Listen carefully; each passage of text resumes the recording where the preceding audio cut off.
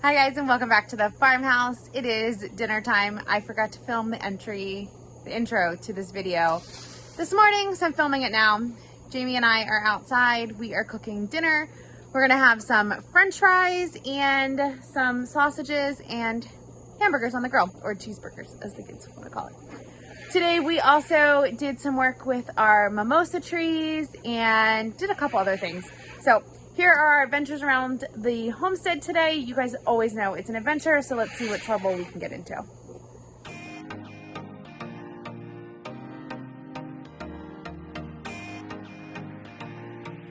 A friend of mine collected some Monarch caterpillar eggs from her mom's house, and she doesn't have any room, and they have hatched and they're ready to get out. You can see there's one there, there's one right there. So we're gonna go add these to the enclosure and check on their food.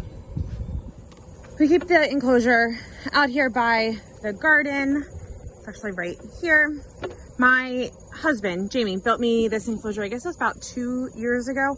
And we have plans to expand it and make a bigger one, but we have to get the materials from a friend who, it's a long story. So hopefully come next year, we'll have a newer, bigger enclosure, but right now we're working with this one. Got some up there. Which one right there? Caterpillar up there. Looks like the food is not doing horrible. Probably will add some more because we're adding a bunch more caterpillars, but not bad. All right, let me open this. So the way I'm gonna do this is I'm just gonna open the containers. The ones that the caterpillar is on the lid, I'll just leave the lid in, and the ones where the caterpillar hasn't hatched yet, I'll just leave the whole container in, just take the lid off of it. I did have one yesterday that I put in, so that was that one.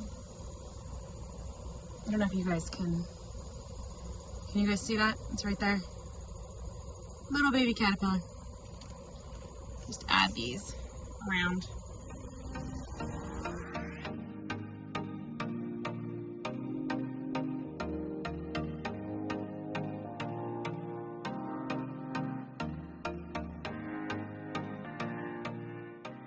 You can see this one still has the egg on it.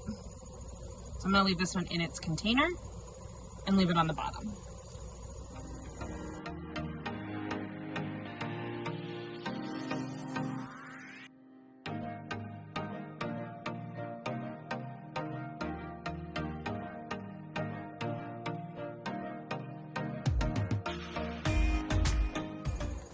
Okay, that was 22 caterpillars and 1 egg that we just added in. They need more food. So I'm gonna go get a container and get some food, and then we'll get this all closed back up. We are getting to the end of the season, so the milkweed's not looking the best, but they seem to do fine with it. So I'm gonna put this in here, kind of overlap it with what's already in here so that they can bridge back and forth between the two. I did cut off some leaves too.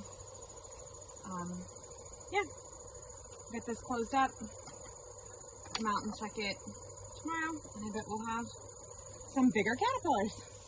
When we first decided we wanted to include a orchard food forest on our homestead, we started collecting fruit trees. So we got a couple apple trees, we got some cherry trees, some plum, no plum yet. We got some peach. I grew some pear trees from seed. We grew some more apple trees, but we also started collecting nitrogen fixing trees that would help improve our soil and improve the orchard. And one of those is mimosa trees. Now you're probably like, oh my gosh, why would you ever plant that? But a mimosa tree is a great nitrogen fixing tree, and we actually have tons of them on our current homestead that I could transplant and then take to our future homestead. And you guys know I am all about finding cheap and inexpensive ways to grow our homestead and to get the things we want.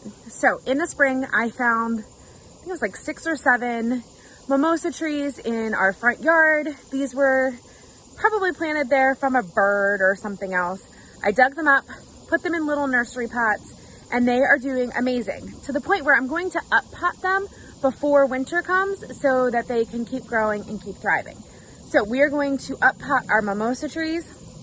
And just so you know, mimosa trees were not the only ones that I started collecting for our orchard. I also started collecting redbud trees. We have a few of those on our current homestead, and I started propagating those as well, so we would have those for our future homestead. Nitrogen fixing trees are great to have in an orchard. They're great for pollinators, and they're just great for your soil. If you want to know more, head on over to our website. I have a great article there for you. I guess we actually ended up with 6 mimosa trees in the spring. It looks like, oh, that was probably not good. I think they need a little bit of water. So this is perfect timing to up pot them. Now I'm just using pots we have around the house. Nothing grand, nothing spectacular. Some of these already have soil in them, which is helpful, and some don't. So all I'm gonna do is transplant them in these pots, and then Hen is going to water them for me.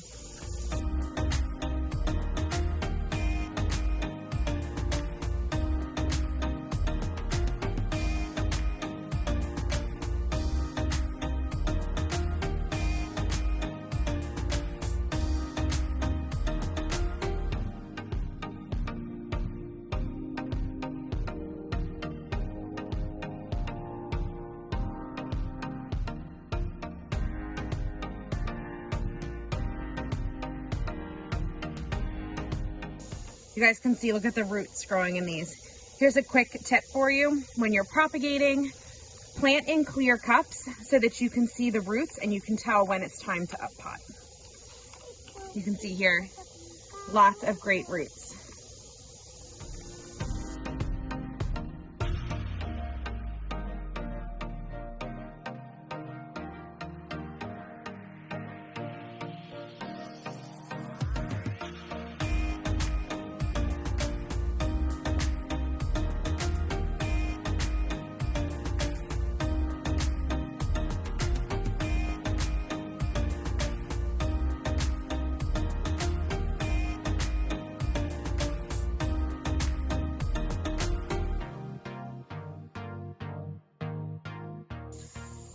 Here are the 6 mimosa trees. Hopefully these will take before the weather gets too cold. I think it will. It's still the middle of August. We still have plenty of time before it freezes, and then these will go to our future homestead with us. I am such a sucker for plants. When we were removing everything from over here to get the siding redone, all of these sweetgums are growing in the rocks, and I need to pull them out, but I can't seem to pull them out and just throw them in the trash. So I got 4 pots. I'm gonna save 4 of them, see what happens. But sweetgums are really, really pretty in the fall. They turn that like fire engine red, so that would be gorgeous. And we're always looking for more ways to make like leaf litter, and these would be perfect for that. So we're going to save 4 of them. Jamie is probably going to be like, what in the world are you doing, Deanne? But it's kind of cool, and I love taking things from our current homestead to our new homestead, especially things that are free. And this is free, and it's going to be beneficial for us.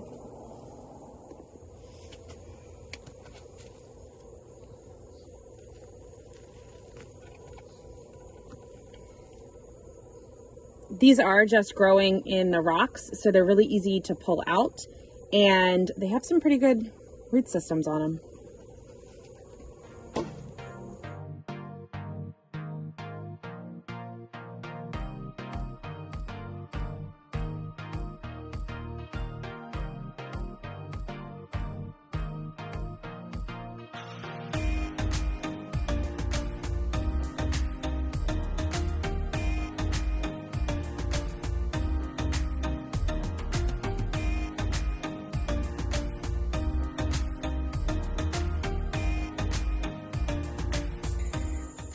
For sweetgums, I'll go get some popsicle sticks and label these. And Garrett, I think, is getting me a watering can to water them. 4 more trees for our future homestead. if you guys don't already know, building a homestead is expensive and can add up really quickly. So any ways that you can cut corners that are still cut good corners, you don't want to cut corners and then have to redo things, but any way that you can grow your homestead cheaply or free is always better. Even when you are not in your current homestead or not in your like forever homestead, you can still be growing your future homestead. And the best way to do that is by propagating plants that are on your current homestead, buying plants cheaply, growing things in pots. Our entire website, hummingbird-acres.com, has tons of tips and tricks for you guys about how to grow your homestead, how to grow it while you're in your waiting room, and how to grow it cheaply and affordably. So head on over and make sure you guys check that out.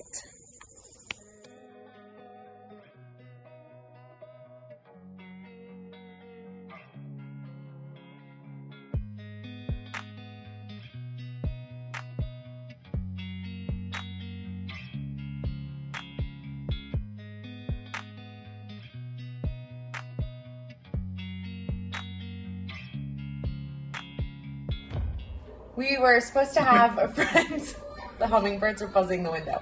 We were supposed to have friends come over for lunch, dinner this afternoon, and one of them got sick and they can't come. But Jamie had already prepped all of the potatoes for French fries. Yes. So I think it was like 8 pounds of potatoes or something like that. About 8 pounds. So what we're going to do is we are going to, they've been in water, so we are going to dry them off and we're going to freeze some of them. And then we will cook some for ourselves for dinner. But I don't think we could eat 8 pounds of potatoes. French fries. For French fries. For French fries. Granted, we were making French fries. Okay, so I'm going to show you guys how we're going to do this and see if we can not make a mess in the process. So here are the French fries. I'll take you guys outside and show you the French fry maker that we have. We got it from a... It's very classic. I used to work at a company that did distribution for food products, paper products, and what have you, and was able to get the attachments to it to blade it up and everything like that. I was very excited when I saw it and did whatever I could to obtain it, basically.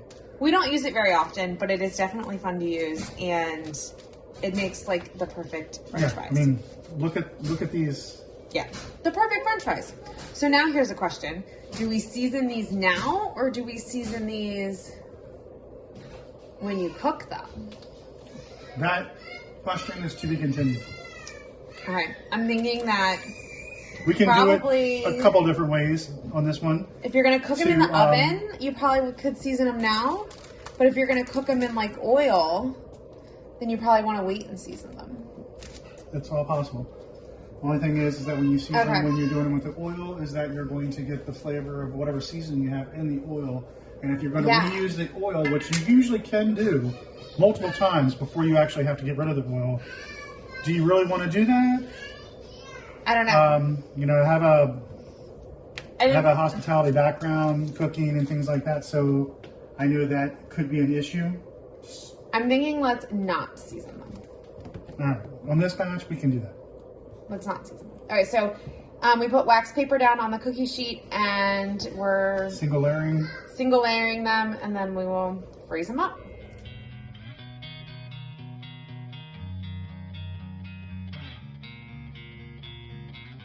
This is the pot of water that they've been sitting in for, gosh, a couple hours now, but there's a lot in there.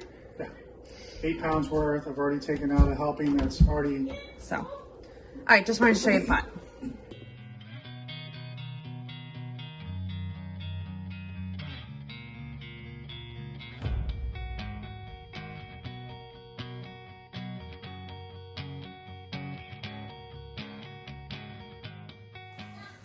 One,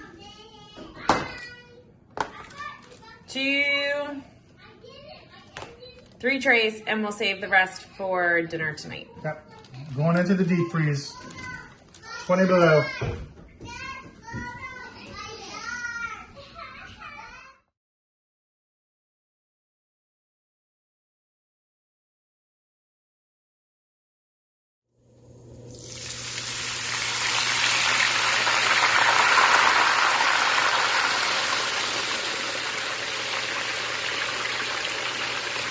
Slow and steady is the way. Slow and steady is the way.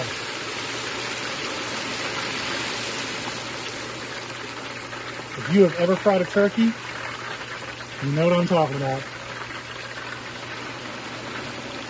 The moisture content within a turkey, as well as a potato, is such that it's going to go crazy when you get it in oil.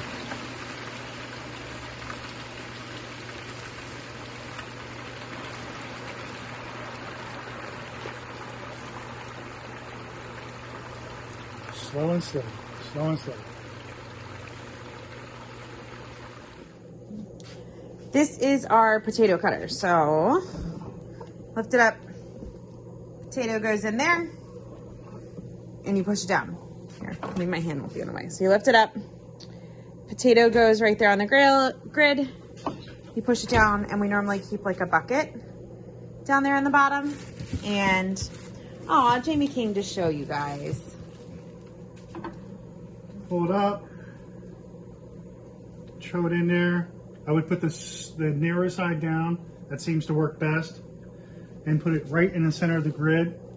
Keep it very vertical, and then voila. Yeah.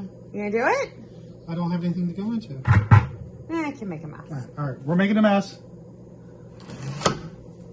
Look, and you get perfect French fries. Look at these. These guys are absolutely amazing. Perfect. Perfect. Yep. They're not ready. Remember, this is a one-time fry. Yeah, one-time fry. But I'm trying to do this so they don't stick together the best of the time.